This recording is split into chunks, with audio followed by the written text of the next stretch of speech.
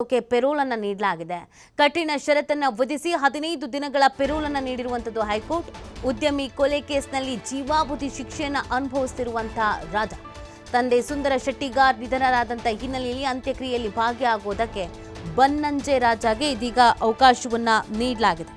Payroll ಮೇಲೆ ಈ ಒಂದು ಅವಕಾಶವನ್ನ ನೀಡ್ತಾ ಇರುವಂತದ್ದು. ತಂದೆ ಸಾವನ್ನಪ್ಪಿರುವಂತಹ ಹಿನ್ನೆಲೆಯಲ್ಲಿ ಅಂತ್ಯಕ್ರಿಯೆಗಳನ್ನು ನಡೆಸೋದಕ್ಕೆ ಅಂತ ಈ ಒಂದು ಪೆರೋಲ್ ಅನ್ನ ನೀಡಲಾಗಿದೆ. 15 ದಿನಗಳ ಕಾಲ ಈ ಒಂದು ಪೆರೋಲ್ ಅನ್ನ ನೀಡಿರುವಂಥದ್ದು. ಕಠಿಣ ರೀತಿಯಾದಂಥ ರೂಲ್ಸ್ ಅನ್ನು ಕೂಡ ವಿಧಿಸಲಾಗಿದೆ. 4 ಪೊಲೀಸರು ವಾಹನ ಒಳಗೊಂಡ ಎಸ್ಕಾರ್ಟ್ ಅನ್ನು ಕೂಡ ಕಲ್ಪಿಸಲಾಗಿದೆ. ಅದರ ವೆಚ್ಚ ಬನ್ನಂಜೆ ರಾಜಾನೇ ಪಾವತಿಸಬೇಕು ಅಂತ ಕೂಡ ನಿರ್ದೇಶನವನ್ನ ನೀಡಲಾಗಿದೆ.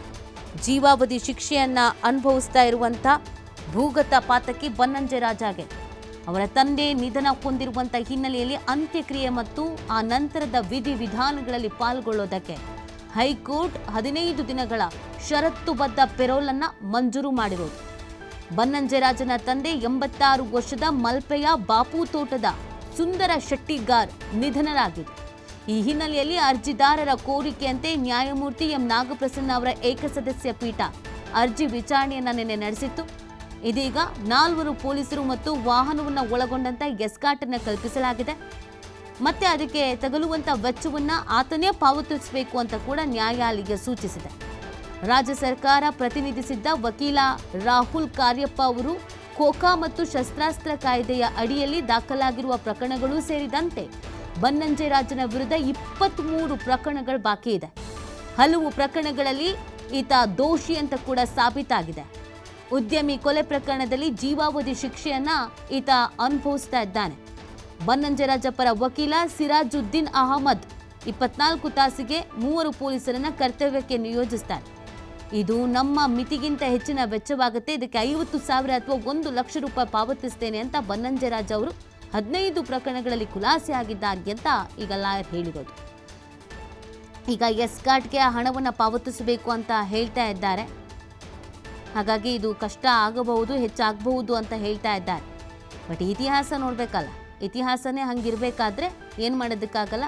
ಅವ್ರ ವೆಚ್ಚವನ್ನು ಅವರೇ ಭರಿಸಬೇಕು ಅನ್ನುವಂಥ ಸೂಚನೆಯನ್ನು ನೀಡಲಾಗಿದೆ. ಈತನ ಮೇಲೆ 23ಕ್ಕೂ ಹೆಚ್ಚು ಪ್ರಕರಣಗಳಿಗಿದೆ. ಅದರಲ್ಲಿ ಉದ್ಯಮಿಯೊಬ್ಬರ ಕೊಲೆ ಪ್ರಕರಣದಲ್ಲಿ ಜೀವಾವಧಿ ಶಿಕ್ಷೆಯನ್ನು ಈತ ಅನುಭವಿಸ್ತಾ ಇದ್ದಾನೆ. ಇದೀಗ ಇವರ ತಂದೆ ಸಾವನ್ನಪ್ಪಿದಂಥ ಹಿನ್ನೆಲೆಯಲ್ಲಿ ಅಂತ್ಯಕ್ರಿಯೆ ಮತ್ತು ಅದಾದ ನಂತರದ ಕಾರ್ಯಗಳಿಗೆ ಅಂತ 15 ದಿನಗಳ ಕಾಲ ಪೆರೋಲ್ ನೀಡಿ ಬಿಡುಗಡೆಯನ್ನ ಮಾಡ್ತಾ ಇರುವಂಥದ್ದು. 15 ದಿನಗಳ ಪೆರೋಲ್ ಮಂಜೂರು ಮಾಡಿ ಆದೇಶವನ್ನು ನೀಡಲಾಗಿದೆ. ಬನ್ನಂಜೆ ರಾಜ ಬಿಡುಗಡೆ ಆಗುವ ದಿನಕ್ಕೆ ಅನ್ವಯವಾಗುವಂತೆ ಕಠಿಣ ಷರತ್ತುಗಳನ್ನು ಈಗಾಗಲೇ ನ್ಯಾಯಪೀಠ ವಿಧಿಸಿದೆ. 4 ಪೊಲೀಸರನ್ನ ಒಳಗೊಂಡ ಬೆಂಗಾವಲು ವಾಹನವನ್ನು ಕೂಡ ಕಲ್ಪಿಸಲಾಗಿದೆ.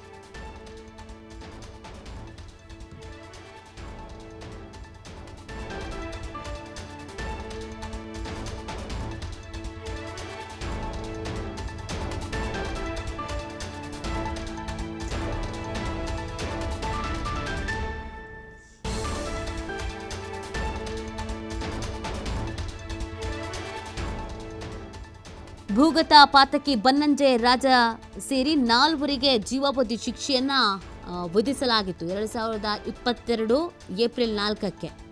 ಈಗ ಜೀವಾವಧಿ ಶಿಕ್ಷೆಯನ್ನ ಅನುಭವಿಸಲಾಗ್ತಾ ಇದೆ. ಈಗ ಅವರ ತಂದೆ ಸಾವನ್ನಪ್ಪಿರುವಂಥ ಹಿನ್ನೆಲೆಯಲ್ಲಿ ಇದೀಗ ಪೆರೋಲ್ ಮೇಲೆ 15 ದಿನಗಳ ಕಾಲ ಷರತ್ತುಬದ್ಧ ಪೆರೋಲ್